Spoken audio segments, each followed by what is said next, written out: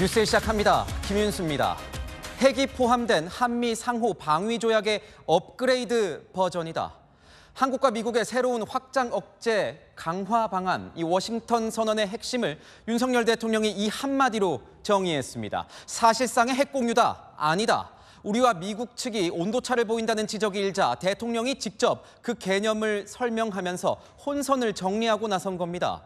5박 7일간의 방미 일정을 마치고 돌아오는 윤 대통령의 귀국 보따리. 그 실질적 평가는 지금부터입니다. 미국 보스턴에서 조영민 기자입니다. 미국 국빈 방문 마지막 일정으로 하버드대 연설에 나선 윤석열 대통령은 워싱턴 선언을 한미 상호 방위 조약의 업그레이드 버전으로 규정했습니다. 과거에 1953년에 재래식 무기를 기반으로 한 상호 방위 조약에서 이제 핵이 포함된 그런 한미 상호 방위 개념으로 업그레이드 될 수밖에 없는 그런 상황이라고 이해를 하시면. 미국의 전술핵을 동맹국 지역에 배치하는 나토식 핵공유보다 더 실효적이라는 점도 강조했습니다. 나토의 이런 다자와의 이런 약정보다는 더 저는 실효성이 있다고 판단하고 있고요. 그리고 이런 확장 억제라는 개념이 하나의 선언에서 그치질 않고 어느 특정 국가와 문서로서 정리된 아마 가장 첫 번째의 사례라고. 정권이 바뀌어도 되돌릴 수 없는 불가역적 성격임도 분명히 했습니다. 워싱턴 선언에는 핵 확산 금지 조약 NPT를 존중하는 등 한국 정부의 의무도 담겨 있다면서 국내 일각의 자체 핵무장론에는 선을 그었습니다. 핵 무장을 하겠다고 마음을 먹으면 빠른 시일 내에 심지어는 1년 이내에도 핵 무장을 할 수 있는 그런 기술 기반을 가지고 있습니다. 그러나 핵이라고 하는 것은 단순한 기술의 문제만이 아니고 또 이번 워싱턴 선언이 북한의 핵 보유를 인정한 것은 아니라고 했습니다. 대통령실은 이번 국빈 방문을 통해 한미 동맹이 양자에 머무는 것이 아닌 국제무대에서 공동 리더십을 추구하는 단계로 격상됐다고 평가했습니다. 윤 대통령은 잠시 후 귀국길에 오릅니다. 미국 보스턴에서 채널A 뉴스 조용민입니다. 윤석열 대통령은 일본과의 관계도 업그레이드하겠다는 의지를 나타냈습니다. 한일 과거사 문제를 다루는 데에도 변화가 필요하다는 입장을 다시 한번 밝혔습니다. 이런 윤 대통령의 화답하듯 기시다 일본 총리의 다음 달 방한 가능성이 점쳐지고 있습니다. 이어서 김호영 기자입니다. 미국 하버드대에서 세계적인 석학 조세프 나의 석좌 교수로부터 한일 관계에 대한 질문을 받은 윤석열 대통령은 미래지향적으로 관계를 개선하겠다는 의지를 거듭 밝혔습니다. You were criticized in domestic politics for doing this. How do you see further cooperation with Japan and Korea? 과거사가 정리되지 않으면 한 발짝도 나아갈 수 없다는 생각에서는 벗어나야 된다고 생각합니다. 그러면서 우리 정부가 먼저 관계 개선에 나선 것에 반발하는 국내 여론을 의식하듯 일본 정부의 변화를 강조했습니다. 일본 정부가 거기에 호응을 하지 않는다고 많은 또 지적도 있었습니다. 그런데 오늘 아침에 제가 보스턴에서 일어나 보니까 일본이 한국을 파이트 리스트에 다시 전격으로 복귀시키는 결정을 했다고 들었습니다. 이런 식으로 변해가는 것입니다. 한 일본인 유학생은 정권이 바뀌면 한일 관계 기조가 또 바뀔 수 있지 않느냐고 물었습니다. 변화가 이루어지고 흐름이 만들어진다면은 한국이나 일본의 정권 담당자들이 변한다고 하더라도 그러한 흐름은 변하지 않을 것입니다. 왜냐하면 이미 국민들한테는 그러한 변화가 자리 잡았기 때문입니다.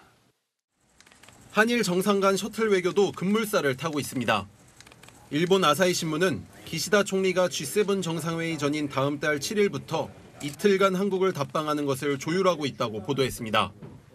이에 기시다 총리는 셔틀 외교를 재개하는 데 합의했다고 방한 의지를 밝혔지만 구체적 방문 시기는 결정되지 않았다고 말했습니다. 대통령실 고위 관계자도 시기는 아직 조율 중이라고 밝혔습니다. 채널A 뉴스 김호영입니다. 이렇게 한국과 미국, 일본이 밀착하는 모습을 보이자 북한이 발끈했습니다. 특히 북핵을 겨냥한 워싱턴 선언이 신경 쓰이긴 하는지 한미 정상을 비난하면서 못난 인간, 늙은이라는 막말을 쏟아냈습니다. 이런 북한에 미군은 핵 폭격기 카드를 꺼내들었습니다. 김성규 기자입니다. 확장 억제 강화 방안이 담긴 워싱턴 선언에 대해 북한이 공식 입장을 내놨습니다. 김여정 노동당 부부장은 가장 적대적이고 침략적인 행동 의지가 반영된 극악한 적대시 정책의 산물이라고 규정했습니다. 앞으로 더욱 강력한 힘의 실체에 직면하게 될 것이라고 경고했습니다. 한미 정상에 대한 원색적인 비난도 쏟아냈습니다. 바이든 미국 대통령이 북한 정권의 종말을 언급한 것에 대해 늙은이의 망언이라고 비난했습니다. Nuclear attack by North Korea against the United States or its allies or partisans or partners is unacceptable and will result in the end of whatever regime were to take such an action. 윤석열 대통령을 향해서는 미국으로부터 빈 껍데기를 배려받고도 감지덕지해한다며 못난 인간이라고 말했습니다. 한미도 가만히 있지 않았습니다. 윌스바우 미국 태평양 공군사령관은 일본 언론과의 인터뷰에서 미 전략폭격기가 아마 한반도에 착륙할 것이라고 밝혔습니다. 미국 전략폭격기는 2016년 한국에 착륙한 적이 있지만 이후에는 한반도 주변 상공에서 훈련만 하고 돌아갔습니다. 미국의 핵 3축인 전략 핵잠수함에 이어 전략폭격기가 정기적으로 오는 것은 확장 억제 강화의 일환으로 풀이됩니다. 특히 핵무기 탑재가 가능한 B-50이나 B-2 폭격기가 착륙한다면 한층 강한 대북 경고 메시지가 될 것으로 보입니다. 우리 통일부도 김여정 부부장의 발표에 대해 초조함과 좌절감이 반영된 것이라고 평가절하했습니다. 채널A 뉴스 김성규입니다.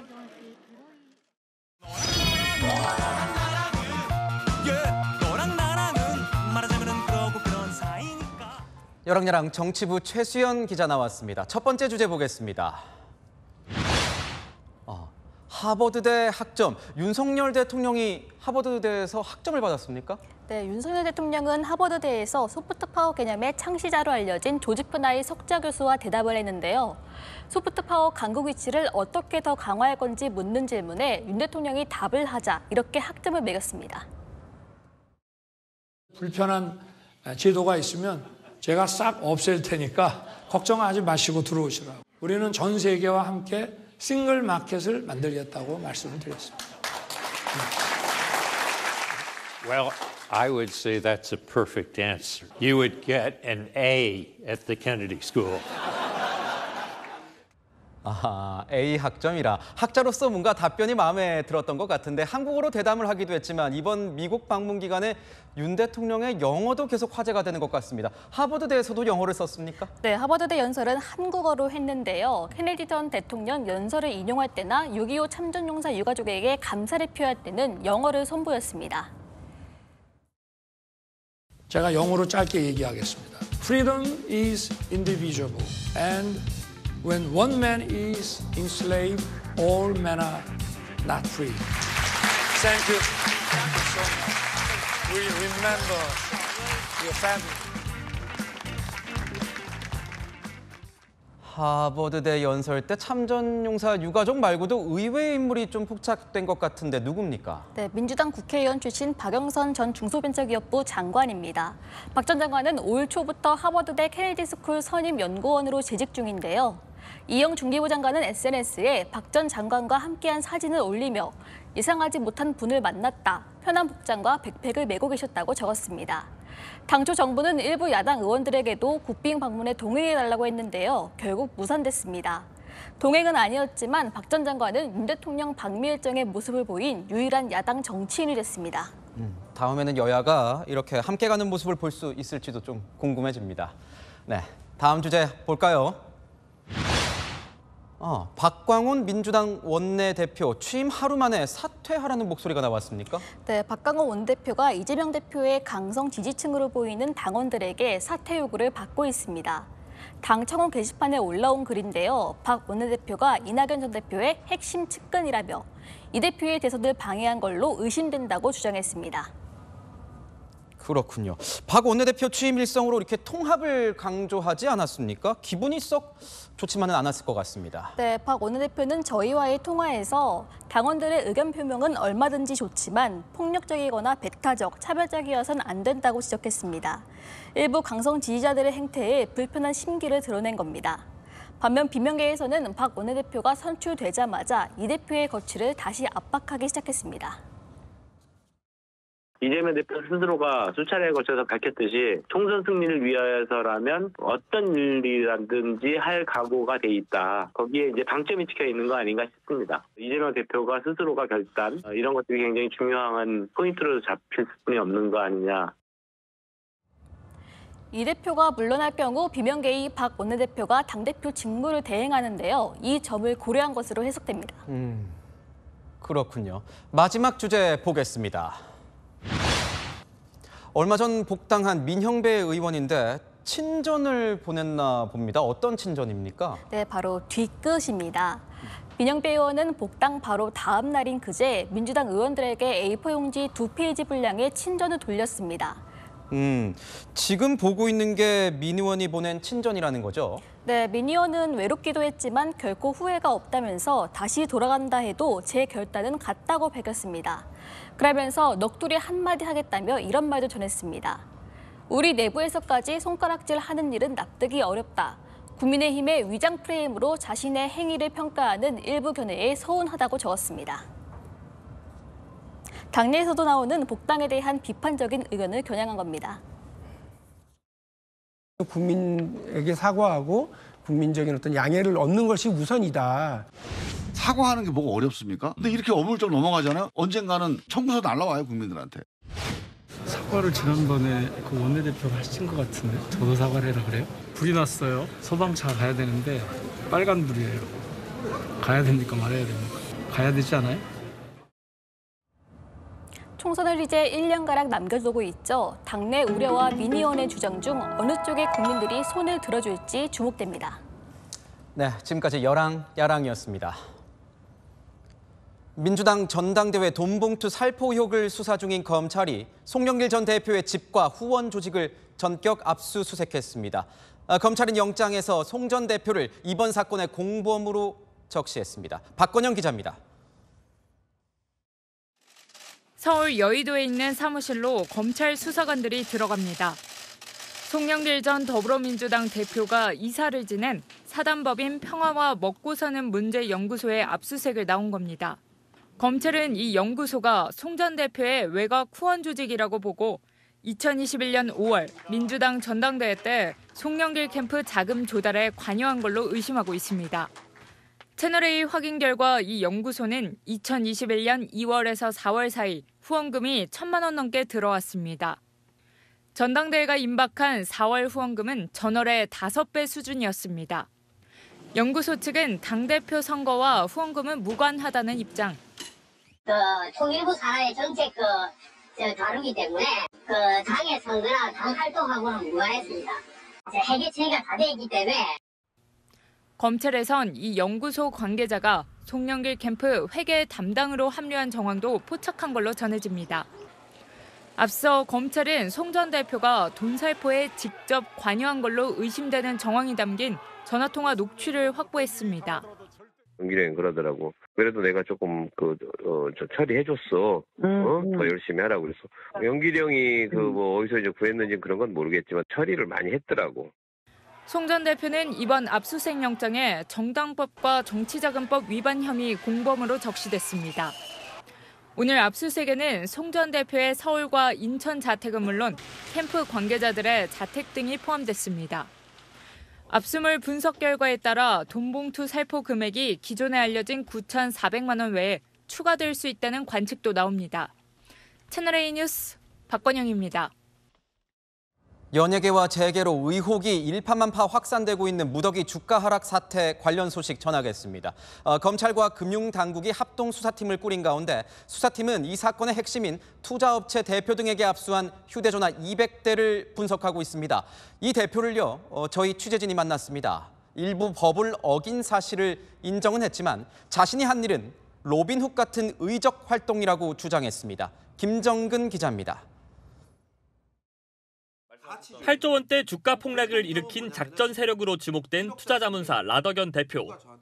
면허 없이 투자 일임을 받아 주식 매매를 한 사실은 인정했습니다. 저희가 일임 매매한 건 사실입니다. 이건 제가 잘못했습니다.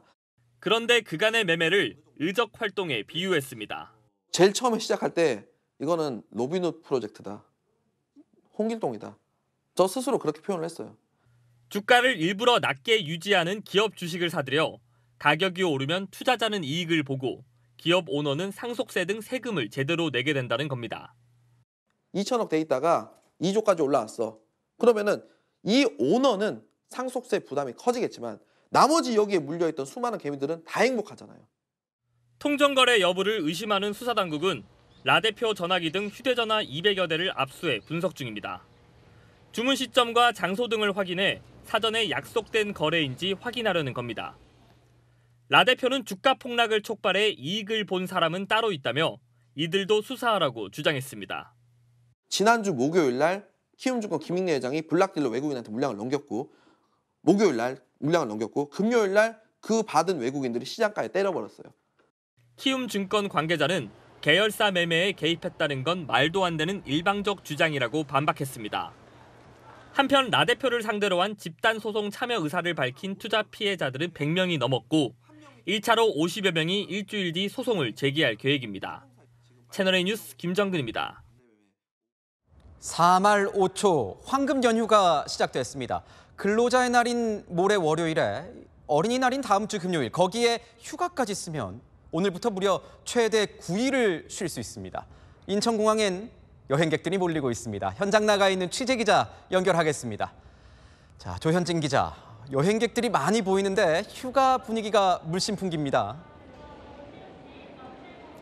네, 지금 제 뒤로 보이는 공항 카운터엔 여행객들이 길게 줄을 섰는데요. 짐을 붙이고 탑승권을 받는 수속 절차가 한창입니다. 시간이 적잖게 소요되지만 여행객들은 들뜬 마음을 감추지 못했습니다. 코로나도 많이 완화가 됐고 이래가지고 베트남에 가보자 해서 이제 가게 됐습니다.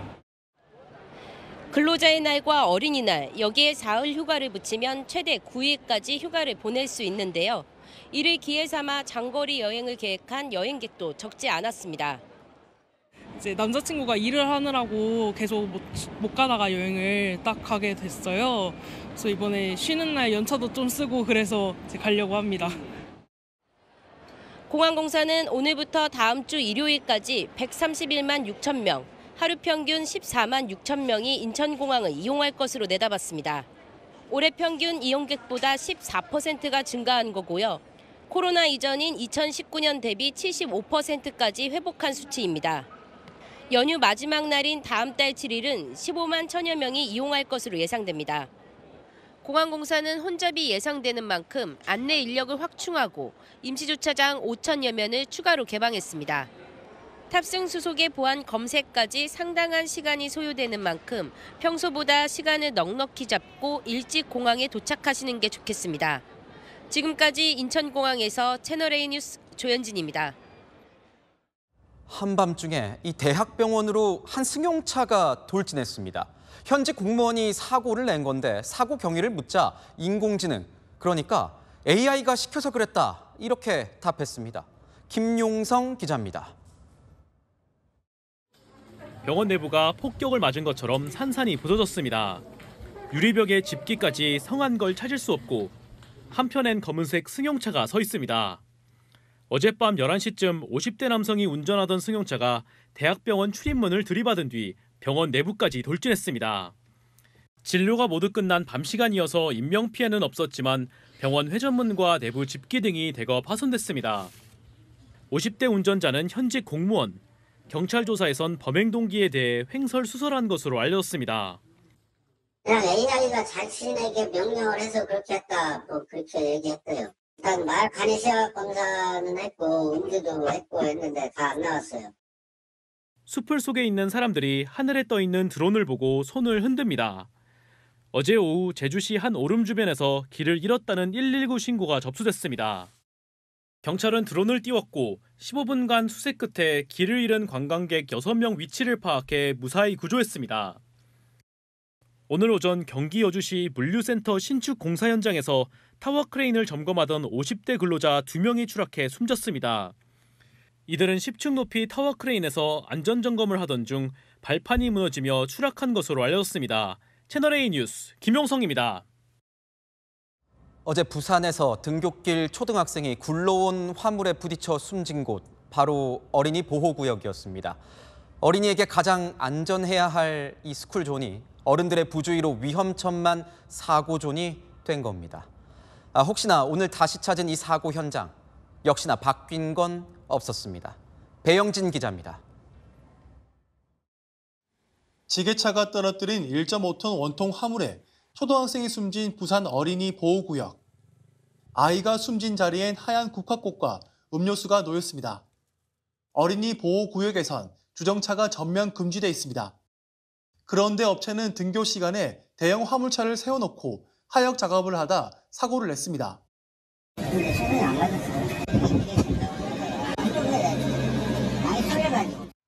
사고 다음 날인 오늘도 어린이 보호구역은 불법 주차 차량들이 점령했습니다. 차량들은 불법 주차 차량들을 피해 지나갑니다. 차를 못 세워놓게 막아놔야 정상인 건데 근본적으로 뭘 해결할 수 있는 방안이 있어야 될 것 같아요. 인도엔 안전 펜스가 설치됐지만 속절없이 부서졌습니다. 방호용 울타리를 설치할 땐 조달청의 성능 검증을 거치도록 돼 있지만 강한 외부 충격엔 속수무책입니다. 이거 다 부신 거죠. 이마저도 의무가 아닙니다. 어린이 보호구역에서 음주운전 차량에 치여 숨진 9살 배승아 양 사건. 사고가 난 구간에 펜스가 없었습니다. 그 스쿨존 내에 무단횡단 방지 시설은 차량의 충격에 좀 경고할 수 있도록 내구성이 좀 강화된 그런 방어 울타리의 설치가 필요하겠습니다. 최근 5년간 어린이 보호구역에서 발생한 어린이 사상자 수는 1996명. 22명은 목숨을 잃었습니다. 어린이 보호구역에서 안전 펜스 설치를 의무화하는 법안이 발의되는 등 대책이 나오고 있지만 어린이를 보호해야 한다는 어른들 생각이 바뀌지 않는 한 공연불에 그칠 뿐입니다. 채널A 뉴스 배영진입니다. 돈 한 푼 안 들이고 시간 장소 제약 없이 할 수 있는 최고의 운동, 바로 계단 걷기 운동입니다. 그런데 막상 하려니 무릎 관절이 걱정이신 분들, 이 두 가지만 명심하십시오. 올라갈 땐 숙이고 내려갈 땐 세우라. 윤승욱 기자입니다.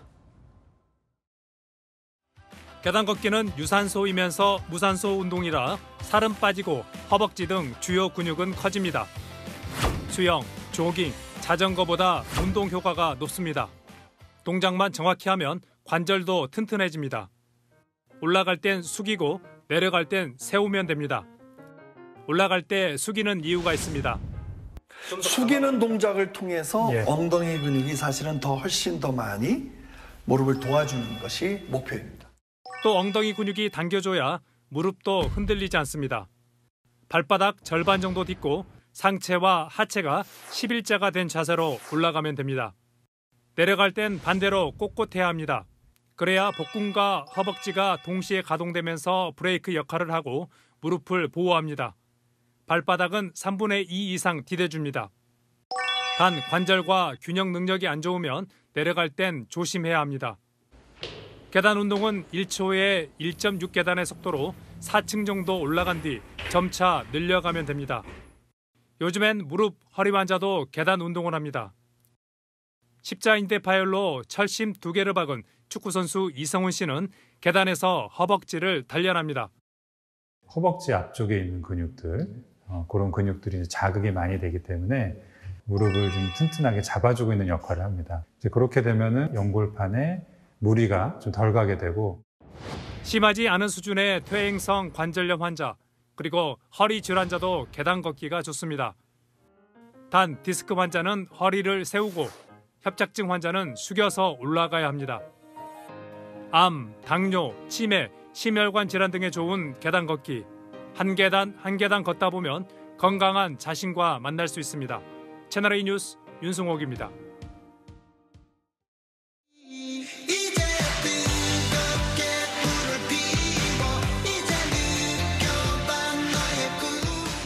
가왕이 돌아왔습니다. 역시 조용필입니다. 신곡 2곡을 발표했는데 아이돌 그룹 못지않게 더 젊고 세련돼졌습니다. 청춘의 목소리로 돌아온 가왕의 미니 앨범, 조현선 기자가 소개합니다. 선글라스에 기타를 메고 아바타로 등장한 가왕 조용필. 익살스러운 표정의 호랑이 까치와 함께 걸어갑니다.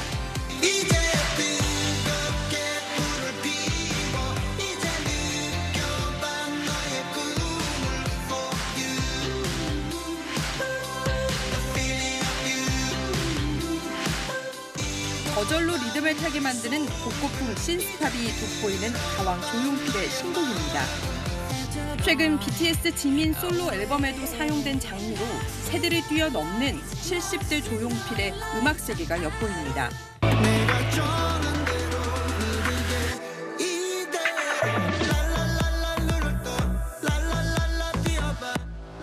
귀에 꽂히는 반복적인 노랫말로 데뷔 이래 처음 시도한 프로그레시브 하우스 장르까지 트렌드와 그의 기민함이 합쳐져 한층 더 젊고 세련돼졌다는 평가입니다.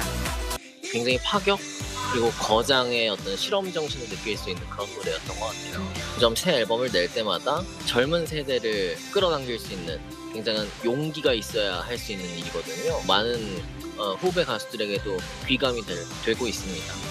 실제로 온라인 커뮤니티에는 아이돌 노래인 줄 알았다 등 MZ세대들의 댓글도 오르고 있습니다. 앞서 10년 전 바운스도 감각적인 멜로디로 수많은 아이돌 신곡을 뚫고 당시 주요 음원 차트 정상을 기록했습니다. 이런 가운데 조용필은 다음 달 데뷔 55주년 단독 콘서트를 엽니다. 아이돌 콘서트에서 사용되는 야광봉을 무료로 나눠주기로 해 가왕의 젊은 콘서트가 벌써 큰 관심입니다. 조용필은 단독 콘서트 이후 연내 정규 앨범 20집을 낼 계획입니다. 채널A 뉴스 조현선입니다. 요즘 반도체 업계는 흡사 전쟁터를 방불케 합니다. 반도체 경쟁력의 핵심은 결국 유능한 인재 확보일 텐데 시간이 갈수록 여의치 않습니다. 반도체 학과에 붙어도 의대나 한의대로 빠져나가고 이미 취업한 인력들마저 미국이나 중국에 뺏기고 있습니다. 안보겸 기자입니다. 반도체 재료 웨이퍼의 생산 장비 부품을 만드는 중소기업. 평일 근무 시간이지만 빈 책상이 곳곳에 보입니다. 지금 30명 정도 필요한데 지금 필요 인력의 3분의 1 정도밖에 없는 것 같습니다. 일정 지연이 된다든지 어떤 퀄리티 문제들이 지속적으로 발생하고 있습니다. 우리 반도체 업계는 향후 10년 동안 해마다 3,000명의 전문 인력이 부족할 걸로 예상됩니다. 그러나 전문 인력 확보 전망은 어둡습니다. 삼성전자, SK하이닉스 등 국내 주요 대기업 입사가 보장된 반도체 계약학과조차 정시 등록 포기율이 모집 인원 대비 150%가 넘습니다. 반도체 계약학과를 합격하고도 의대, 한의대, 치대로 빠져나가는 경우가 많기 때문입니다. 회사원보다는 경제적으로도 더 여유가 많은 확률이 높은 한의사가 되는 것이 좋을 것 같다. 생명과 직결된 일이기 때문에 그게 더 스스로한테 뿌듯하고.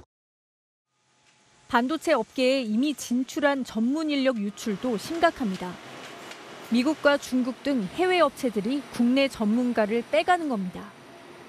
주요 국가들의 반도체 확보 전쟁과 함께 관련 산업 규모는 갈수록 커지고 있습니다.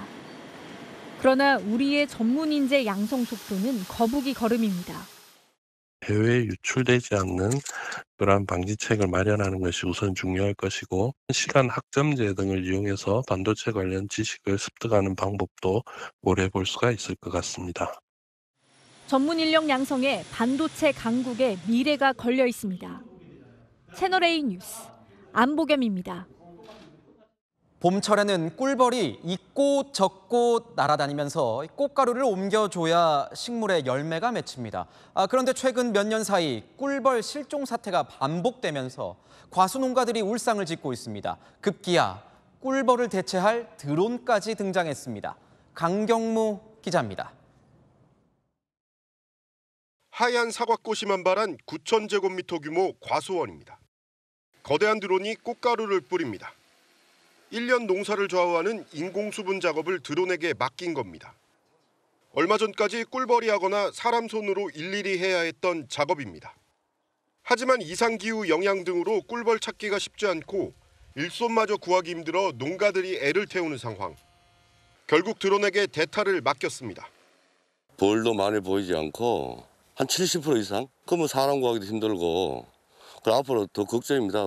지금 처음입니다. 일단 마음에 들었고 기대가 많이 되고 있습니다. 이 농장 규모를 인공수분하려면 사람 15명이 16시간을 일해야 하는데요. 이 드론을 활용하면 30분도 안 걸립니다. 관건은 얼마나 많은 열매가 달리냐는 겁니다. 아직까지 드론을 활용한 인공수분 성공률에 관한 객관적인 연구 자료도 없습니다. 아무래도 효과를 봐야 저희가 또 이 사업을 할지 말지는 그 후에 정할 수 있을 것 같아요. 검증 덜 된 드론 수분에 1년 과수농사의 성패를 맡겨야 하는 게 꿀벌도 일손도 부족한 지금 우리 과수농가의 실정입니다. 채널A 뉴스 강경모입니다.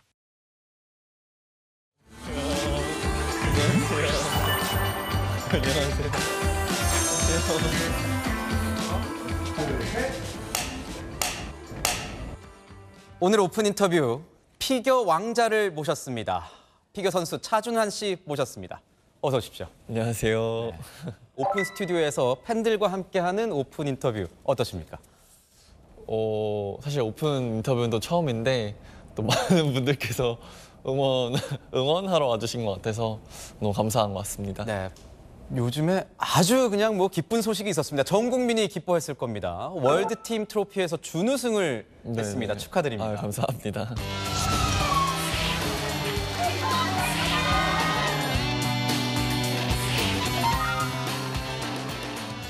처음 출전한 거기 때문에 네네. 총 6개 국가가 출전을 하는 건데 이 대회가 어떤 대회죠? 설명을 부탁드릴게요. 네, 일단 세계 랭킹 포인트를 이제 국가별로 이제 합산을 해서 상위 6개 국가가 또 출전을 할 수 있는 경기인데요. 진짜 말 그대로 뭔가 종목별로 따로따로 경기를 하는 것이 아닌 내 종목의 결과를 합산해서 팀 순위를 내는 그런 경기입니다. 6개 출전국 중에서 최연소였습니다. 그래서 네네. 일각에선 이런 얘기도 있었어요. 혹시라도 이 경험 부족, 네. 이 문제가 되는 거 아니겠느냐, 뭐 이런 얘기도 있었는데 네. 어떠셨습니까? 경험을 많이 하고 오자는 것이 저희의 첫 목표였고요. 그렇지만 워낙 저희 선수들이 너무 다 베테랑이고 너무 또 경험이 풍부하고 많은 선수들이기 때문에 경기 결과를 잘 이끈 것 같고 어떻게 보면 세계선수권 이후에 좀 거의 2주 후에 바로 연속되는 일정이어서 힘들었을 수도 있지만 선수들이 정말 컨디션 관리도 잘하고 또 그동안 연습해왔던 게 있기 때문에 경기도 잘 풀어나간 것 같고요. 또 팀전이기 때문에 저희가 좀 더 즐기면서 했던 것 같아요. 말 그대로. 주장을 맡았습니다. 네. 부담감 같은 거는 없었습니까?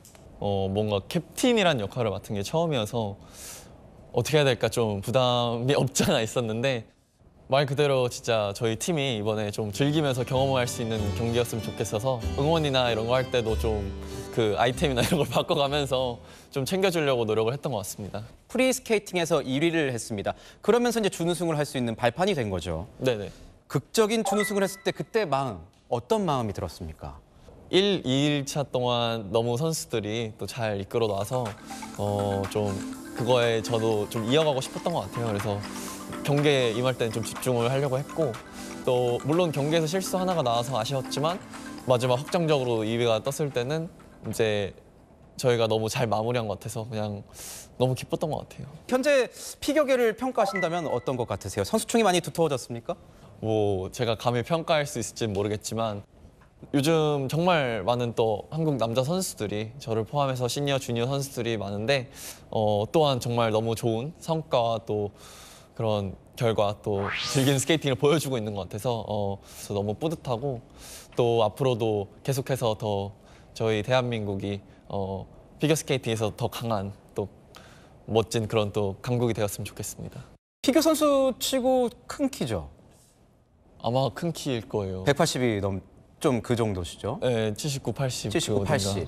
이런 큰 키가 회전을 하는데 연기를 하는데 불리하진 않습니까? 키가 크면 사실 회전축도 더 커지기 때문에 불리하다고 하는데요. 제 개인적인 생각으로는 일단 크면 좋으니까. 동작이 더 커지면 멋있잖아요. 그렇죠. 차준환 선수 하면은 제가 영상을 많이 찾아봤습니다. 이나바우어라고 하더라고요. 여기서 혹시 한번 뭔가 이런 괜찮을까요? 어떨까요?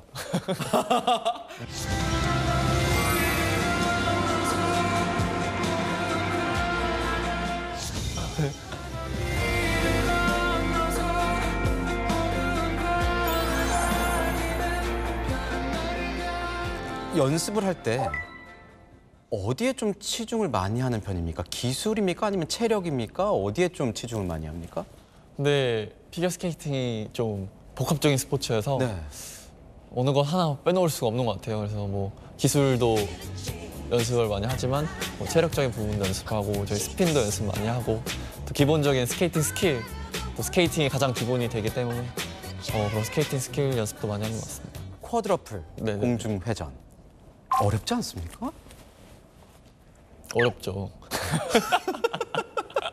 아니, 왜냐하면 성공하기까지가 굉장히 힘들었을 것 같아요.